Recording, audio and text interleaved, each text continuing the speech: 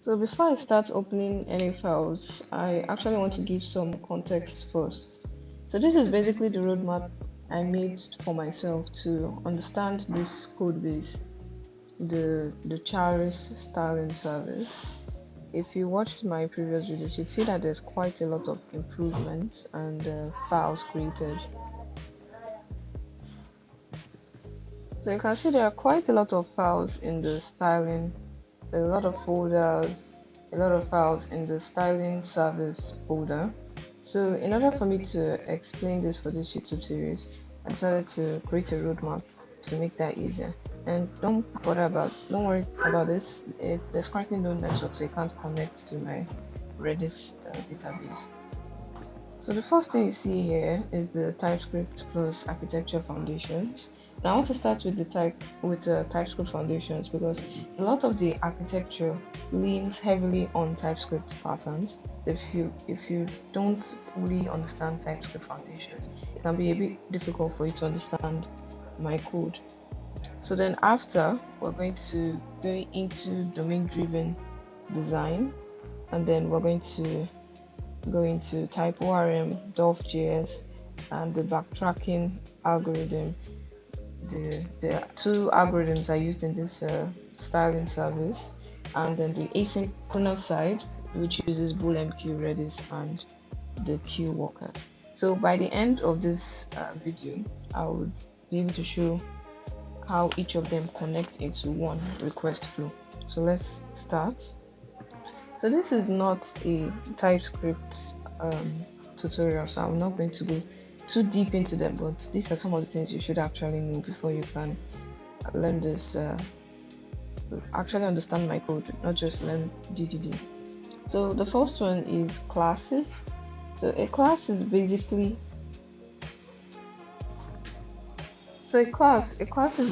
a blueprint for creating objects. So a class lets me define an object with properties and behaviors. I'm just say props and behaviors. Now interfaces is basically like contracts. So it allows you to specify. It says that anything that tries to be this type must have some certain values, must have some things. So let me show you some example code so you can understand that. So this is how the class would look like.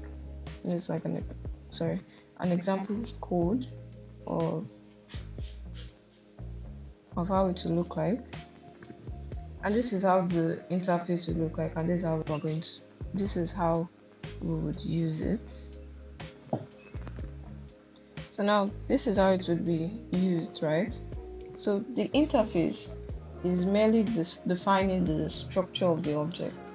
So when you use it here, you can see function greet is requires that whatever you pass into the greet function matches this structure. So if you call the function greet and you input something, maybe person A, so person A should look like this. It should have this values, name, string, and age. So if we pass something that doesn't exist on it, maybe like gender, it's going to return a TypeScript error. So that is interfaces and class. So let's move to another one. Let's say types. So types basically just defines custom data shapes, primitives, or just aliases using the type keyword. So for example, you can have something like type status is equal to either active or inactive.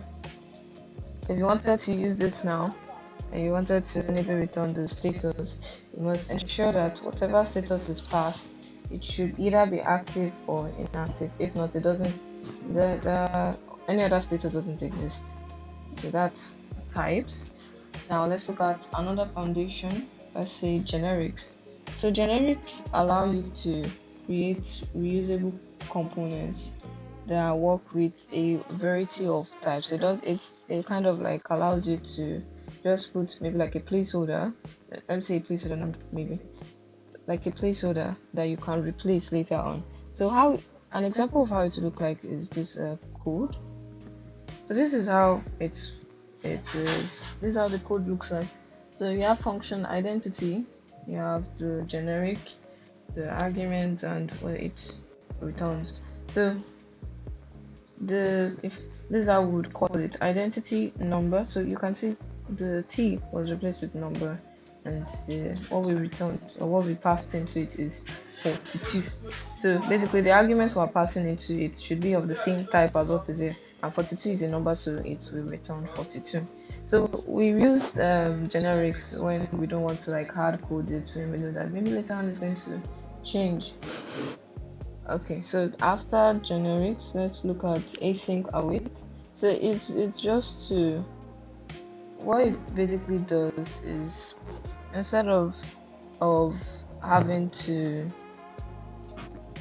wait until let me see, until something finishes or completes, it allows you to continue doing other things on the app while whatever it is you called, you can run in the background, so it doesn't like affect what you're doing currently. So it's just basic in simpler terms. So like I said, basically what it does is that it allows your app or website to ask for data in the background without freezing the screen. So you won't just see a loading screen, especially if what you're fetching is going to take some minutes, and you obviously don't want your users to just be staring at a blank screen, maybe especially when they want to, or if they want to do some other stuff. So that's async await. Let's take a look at modules. It's just a way to modules. Let me just type that out. Modules, it's just a way to manage your dependencies when you do like import and export. That's basically all there is to it. The dependency injection, you normally see it as this DI. So it is just a pattern where a class receives its dependencies from external sources instead of doing it themselves, like creating it themselves. So instead of doing something like new let me just type out the code. So this is how it will look like with no DI. You are directly calling the new battery class inside the robot class. So you are not injecting it from the outside. You're not injecting what this robot depends on from the outside. But if it's with DI, you see here that we have a type and the robot is dependent on it, so we inject it into this without calling the new con. So now let's take a look at the next one, which is access modifiers. So access modifiers, they are just like keywords, like your public. You might have seen this a lot if you look at some classes. Public, sorry, public, private, protected.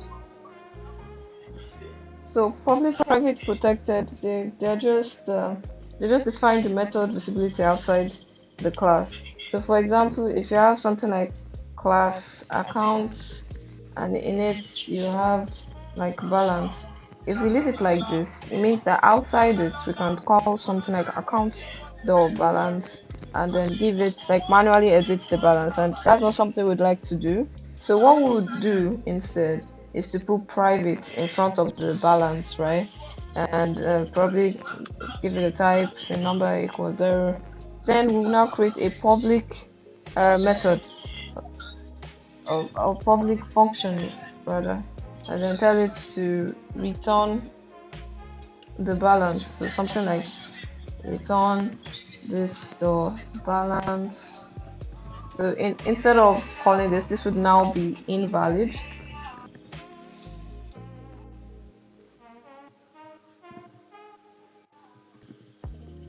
Okay, so what will happen is that this now would return this would not work.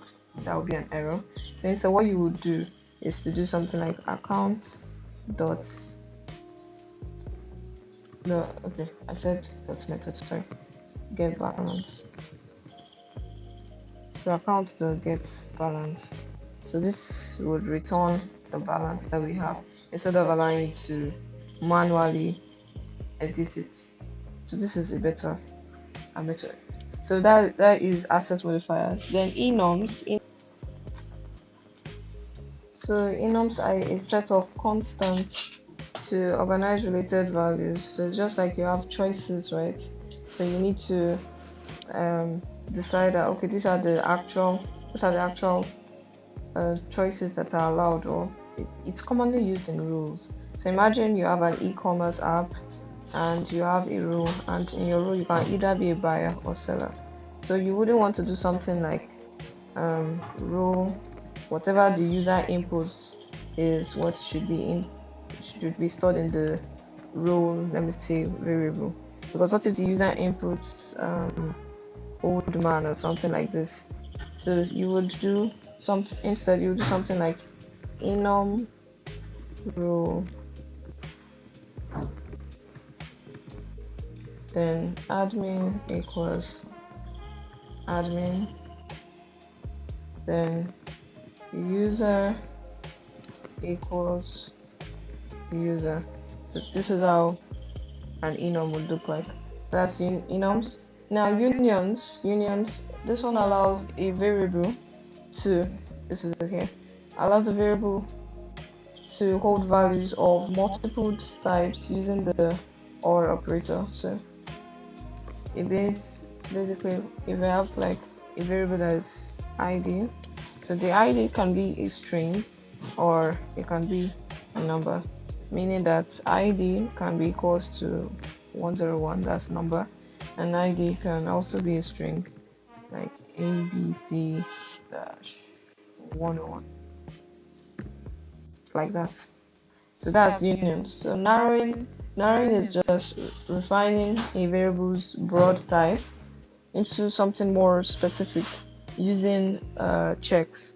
So imagine us have this our union now. What if we want our ID to specifically be a number? So we can have a function that says, okay, print ID, uh, pass the ID as a parameter. If the type of ID is string, turn it to uppercase.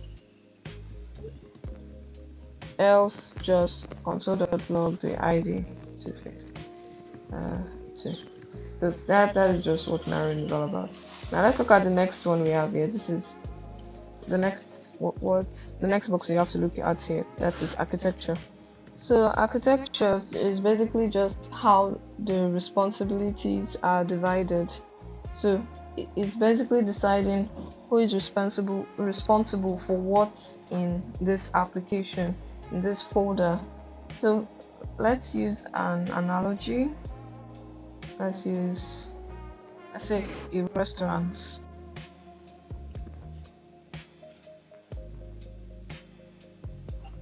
Now imagine I'm going to a restaurant, right? I'm going to this restaurant, forgive my drawing. This is the restaurant I'm going to. So the waiter is going to take my order and the kitchen is going to prepare the food. And then the cashier handles the payment. So you see, every person in this restaurant has their roles. So instead of making the waiter be the chef, do the chef's work, and also just imagine this chef, and also the cashier's work as in handling the money. So instead of the waiter doing everything by himself rather, you have segregated roles and responsibilities. You have different people responsible for different things in the restaurant.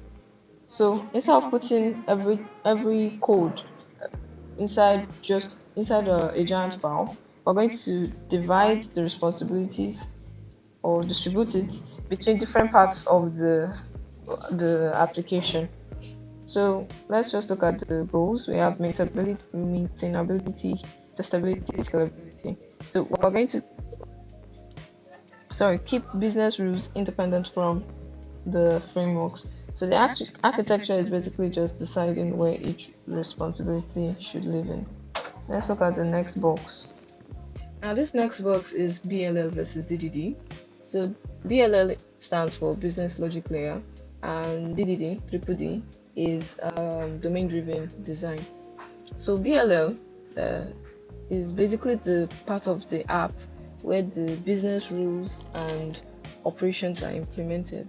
So basically, if a user wants to generate an outfit, then I'm just using what Charis does. So he wants to generate an outfit. So you're going to check the occasion. What does this user want to use it for? Is it a formal event? Is it a dinner party? Is it just like a friend's hangout? Then we're going to check the user's wardrobe. After we check the user's wardrobe, we are going to generate combinations from that wardrobe and then score the combinations. So these are just business operations, business rules, or like the sequence it should follow. That's BLM. Now, DDD, on the other hand, is much broader. So you can imagine that BLM lives inside the DDD. So it's just a way of thinking about how to design the software around the business domain. So DDD just tells you or asks you rather, how should I model this problem and its rules in the software? So it's just making sure your architecture is very well structured. So that's BLM versus DDD. Let's move on to the next box. So this is the layered or clean architecture thinking. So we have the presentation or the controller, application or use cases, domain or business rules, infrastructure or DB. This is where the external services are going to live in.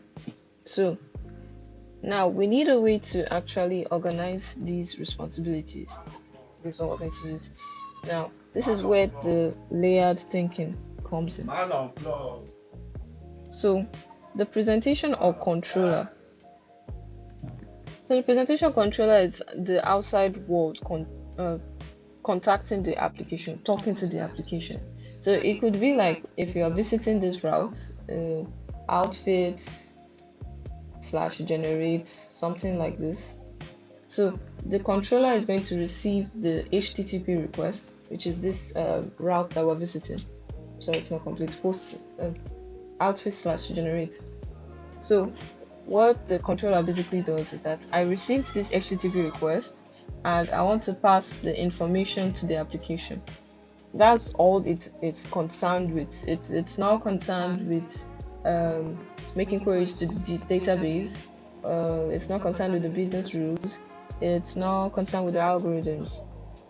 So it's just concerned with receiving the request and sending out the response. So I actually have this is how my folder is structured. This is how styling service is structured. And if we scroll down a bit, we're going to see the presentation folder. Yes, this is what DolphJS actually lives in. It's in charge of receiving the HTTP request and sending it back out. We have controllers, components, and shield. So we'll go into this shortly, but this is just how the presentation folder looks. Okay.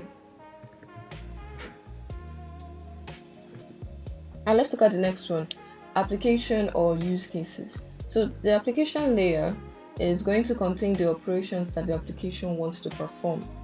So you can also imagine it to be like the services. Like imagine the use cases containing everything, not everything, but some of the operations together and then executing them. So for example, imagine we have a generate outfit function, and we also have an evaluate outfit function, then create wardrobe item and evaluate verdict. So something like this. So your use case is going to basically do or say what operation are we trying to perform. So it's just going to generate an outfit altogether. So the generate outfit use case is going to perform these steps to at the end of it all generate an outfit. So it's just the coordinator. So like I said before, the controller receives the request and sends out the response. So the controller doesn't need to know every step involved in generating outfit. Its own is just to take in, take out. Now the use case is the one that has access to all the steps and then just calls those functions inside it. And then in your controller, you're just going to call the use case directly. So it's going to call all those steps and send out the response that it gets. Now the next one is the domain or business rule. So the domain layer, okay, let me actually show you the application or use cases structure.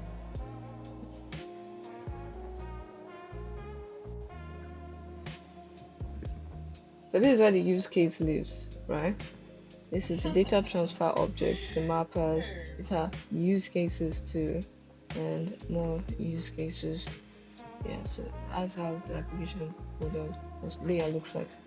Next one is domain or business rules. So the domain layer contains the actual business concepts and rules. So this is where you would find your outfit item, your value objects, your aggregates, domain services, and compatibility rules. So basically the application just says what we're trying to accomplish, while the domain is what contains the rules about how the business works. So the domain does the hard coding, so the application calls those functions. I hope this is clear.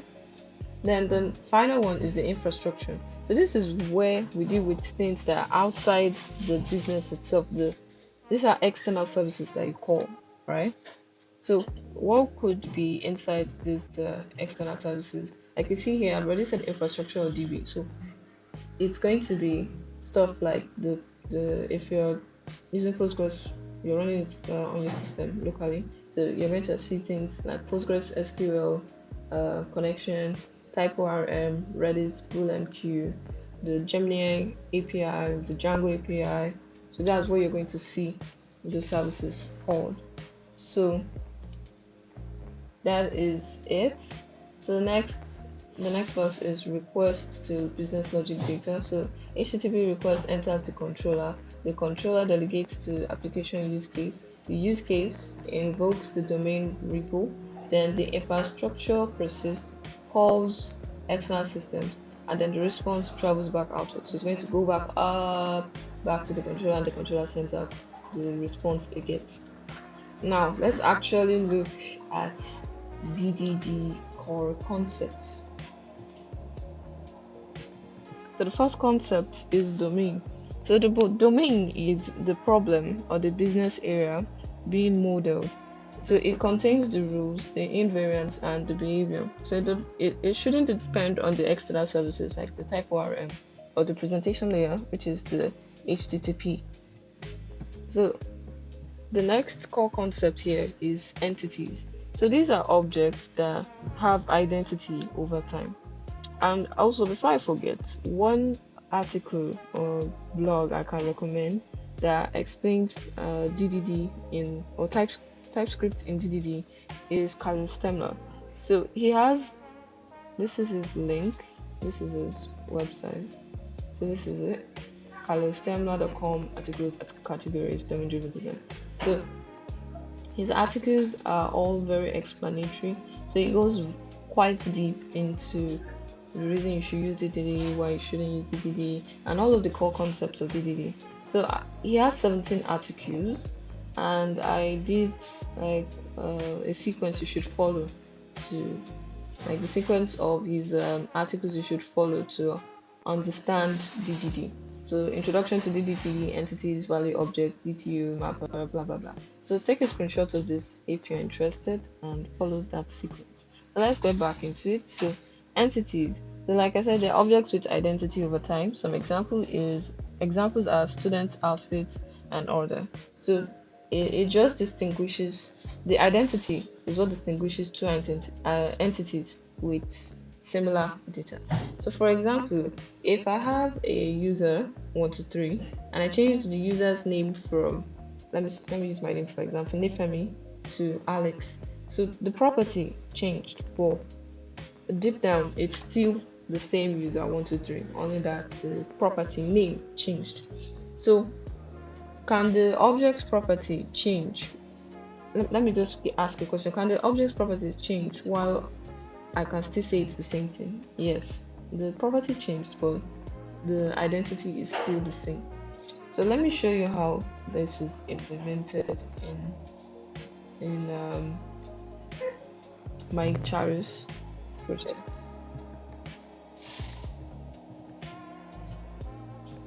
So this is an example of how I implemented entity in live code. So don't worry if you don't really understand this. In our upcoming video, I will explain this. So in where I was able to understand entity was relating it to Django, specifically Django models. So let me actually take you into the code, like Django model.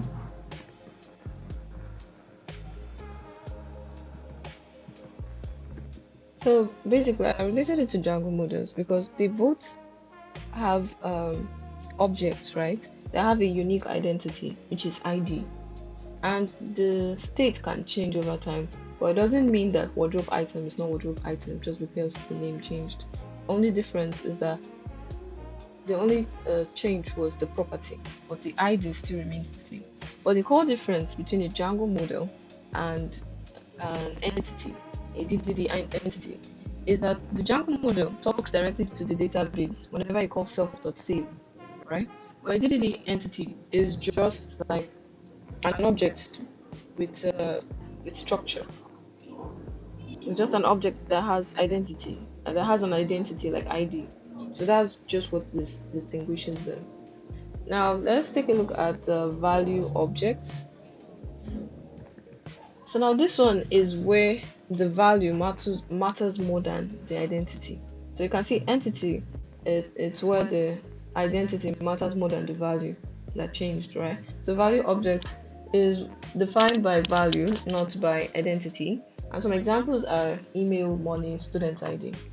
So if I have, let me give you an example. If I have an email object that has nifemi at example.com, and I don't care what ID is attached to it. What I care about is the content of that email object, which is nifemi at example.com. So this is why value objects are useful. You mainly see them used for validation. So we want to be sure that, for example, we want to be sure that, okay, we don't have a duplicate um, Gmail in the database. We don't want that. So we use value objects to throw errors, throw validation errors, and just ensure that we don't have duplicate values. That's the core concept of value objects. Now the next thing, so aggregates. What are aggregates and aggregate roots? So an aggregate is a group of related domain objects that should be treated as one unit when you are enforcing business rules. So basically, I want you to look at this. We have an order, and then we have three order items. So basically, you can think of this order as having um, three order items inside it, right? So that means they belong, the order items belong to the order. So together, all together, now imagine this dotted box now. Altogether, this is an aggregate, right? So the important idea is that the objects belong together. So certain rules need to be enforced across them. Now, what is an aggregate root? Now, an aggregate root is kind of like the door that allows you to access this other items individually. So instead of doing something like, let me say, order item dot change something, this is going to be wrong because this is just one item, right? What we actually want to do is to use the root, which is our order, right? We want to use this order to be able to change the sub items that are within it. So what we're going to do is to do something like order dot add item, or if you want to edit, it's going to look something like order maybe find, and then like edit, maybe you will input, you will add, you will pass the order ID a as a parameter or something like this. So ideally, you should not be accessing the order item to change it or update it. You should be passing or going through the root. The root is kind of like the gatekeeper. So why exactly do we need this gatekeeper? You can imagine that one of the business rules we have is that we don't want an order to have maybe to have duplicates, right? Or let me say we don't want an order. Let's imagine one business rule is that an order, you cannot place an order unless the order contains at least one item, right? So basically, you cannot run order dot place if it doesn't have at least one order item. So order dot place cannot run unless we have these three sub items in it. So if the length returns 0, then the order cannot be placed. Basically, you cannot place an empty order. That's just what it means. So the order is the aggregate root, and it controls the rules for the entire aggregate. Remember, this dotted box is the aggregate. So in simple terms, the aggregate root controls what happens in the aggregate. So basically a rule that involves the entire aggregate, not just if it was a rule concerning just the order item. For example, a rule that says, okay, the order item quantity must be at least one. So you will see that written in the order item in code. But for something that involves the whole aggregate, as in an order cannot be empty. You cannot place an order if it's empty. That is a rule that concerns the entire, aggregate. Or an order cannot have more than 10 items. That involves the whole aggregate. So you would need an aggregate or an aggregate root. Now let's take a look at DTOs. These are data transfer objects. So what exactly is a data transfer object? It's basically a shape that is used to move data across boundaries. It is useful for request or response contracts. So what this basically means, just ignore this. What I wanted to compare this to is markers, not serializers. So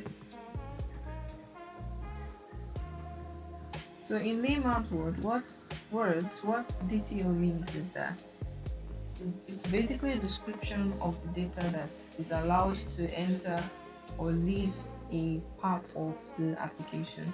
So basically, you want your DTO to just it's kind of like the interface is typed for. In DDD, it's data that you're allowed to enter your app or leave your app, so request or response. So something like occasion, casual. This kind of data structure you should have. I don't mean DS, I mean like the structure of the data you should get. This is how it should look like. So it just gives you a boundary between the outside, which is the HTTP request, and your application. Let's move on to the next box, which is application layer use cases. So it coordinates a business operation. So in layman's terms, what it means is that a use case represents something the user or another part of the system wants to use the application to accomplish. So let me just write some basic text. So imagine I typed this out before, so just hold on. And this is a list of things that Charis actually does. You can generate an outfit, evaluate an outfit, create a wardrobe item, get an outfit, generate combos, and evaluate verdict. Now, each of these are actual use cases. So it basically means this application operation is responsible for generating an outfit. So you might wonder, isn't this what in Express? Don't we just put it directly in the controller? Or you could do that, but in DDD we'd like to have everything separated. And a reason is that if we try to handle this in the controller, it means that all the other responsibility that we're trying to split out is going to be inside the controller, In the controller, like we said, it's supposed to just get the request and give out the response. But the moment you start adding use case logic into it, it's going to start doing other stuff it's not meant to do. It's going to get wardrobe, it's going to check the database, it's going to check compatibility, run backtracking, call Gemini, save the results, and return the response. So it is possible, but it makes the controller now aware about the database, the algorithms, the AI, and the business rules. Or instead, the controller is supposed to just say, oh, someone requested for this generate an outfit operation, and I'll pass it on to the use case to handle it, and then return a response. So that's that. So basically, what I'm trying to say is the controller deals with the HTTP. The DTO describes the data crossing that boundary, that is from the HTTP into the actual API or app. The use case then deals with the actual application operation, and then the use case can use the domain, the repositories, and other services that it needs. So basically, a repository is like an abstraction for accessing persisted domain objects. And this is just fairly verbose. So I'll just read what's on the screen, then explain it in layman's terms. So a repository interface declares what it needs. Does it need to get, does it need to save, does it need to update, does it need to delete concepts. So the interface keeps the domain independent from the database technology. So we're going to have like an interface like before. Let's say interface blah repo, and then we give it how it should look like. Let's say find by ID functions or we expect, and then we're going to add maybe ID of strings. Yeah. Then we're going to pass in a promise. We're going to pass in a save. So promise save.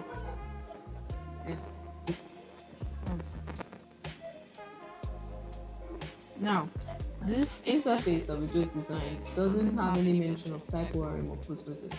So we're trying to ensure that the domain layer remains pure and has no relation or interaction with the external service, which is the what? Database. Now, who actually does the database work? Because you can see we don't know where all this and by ID stuff. So what happens is that in the infrastructure implementation, that is in the infrastructure layer, we're going to have a type ORM repo that implements the outfit. Should I say outfit? Yes, let me edit this to outfit. Implements the outfit repo. So after it does that, we're going to now write the function find by ID, then save, and then just use the type ORM to just type out the database. So what we basically have is that we have an application.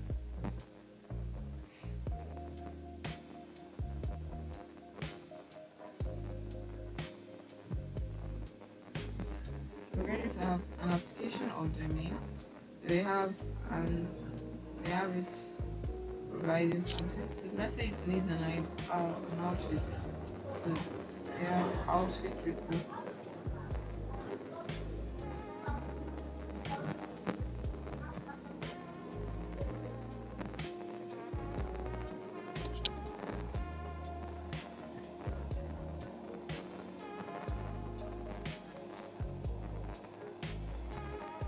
Outfit repo, then sorry for my handwriting, and we're going to have the outfit repo then talks to the the outfit repo is what contains this infrastructure, yeah. So then we have type ORM repo that connects to this outfit repo. Then continuing down again, we have type ORM.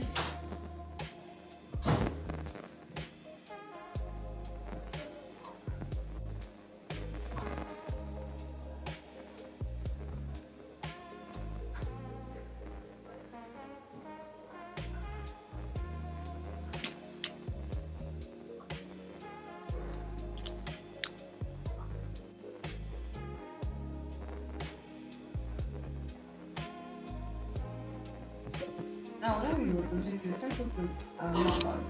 So a mapper converts DTO to domain entity and then back to the persistence model. So basically from domain outfit to the mapper to type ORM entity. So because the domain object and database are not necessarily the same thing, my mapper translates between them. So now let's move on to the next box, which is mapper. So what a mapper does is that it converts the representations DTO into domain entity and back. Like you can go from DTO to domain entity, you can go from the entity to the DTO. Then you can convert from the entity to the persistence model and back. So what it does is that it keeps the API or database shaped from making into business logic. So instead of having to define all of this, it's all like having to, because so a mapper normally has two functions, right? It has one. Normally the the mapper has two functions. It has a to domain function, and then it also has a to persistence function. So the to domain function takes the database or the type ORM representation and then creates a domain object. Then the to persistence takes the domain object and creates the persistence representation that the type ORM can save. So basically, what it's doing, let me just show you some lines. So what it's doing is this. It's like let's say an interpress or the person in between the domain user and the database. So you can actually visualize what the mapper is doing. If you're a Django, if you use JRF before, you can generate common serializers. Mappers should give you a bit of similarity to serializers. JRF serializers, they convert, they handle API inputs and outputs. So take the API, convert it to JSON and back, right? Or the mapper converts or does the translation between the domain user and the database and back and forth. So it's basically similar in the sense of it's a middleman. So that's actually all the core concepts of DDD. So that's the end of this video. So there will be another video explaining DDD in code. So this is just the graphical representation. So yes. Then there's also the next video is going to be on DolphJS. So you understand the backend framework that I'm using for the styling service. But thank you for your time.